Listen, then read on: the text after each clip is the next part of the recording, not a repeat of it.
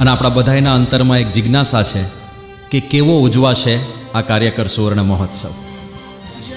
તો એક લાઈનમાં કહું તો જેવા ભવ્ય અને દિવ્ય આપણા કાર્યકરો છે એવો જ ભવ્ય અને દિવ્ય આ કાર્યકર સુવર્ણ મહોત્સવ ઉજવા. મને લાગે BAPSના ઇતિહાસમાં પ્રથમ વખત કોઈ મહોત્સવ એવો હશે કે જેની જય બે વખત બોલાય છે.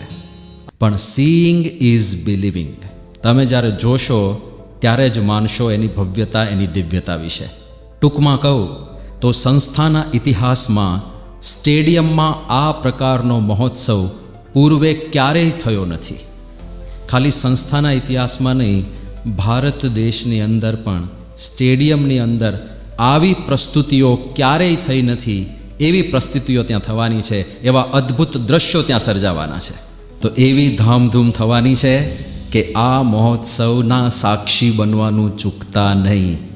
સ્ટેડિયમમાં તો કેવળ સમર્પિત કાર્યકરોને જ પ્રવેશ પ્રાપ્ત થવાનો છે, પણ ઘરે બેઠા આ મહોત્સવની એક સેકન્ડ પણ આપણે ચૂકીએ નહીં અને આ કાર્યકરોને મનોમન વંદન કરીને આ સુવર્ણ મહોત્સવે ખૂબ ખૂબ અભિવાદન પાઠવીએ.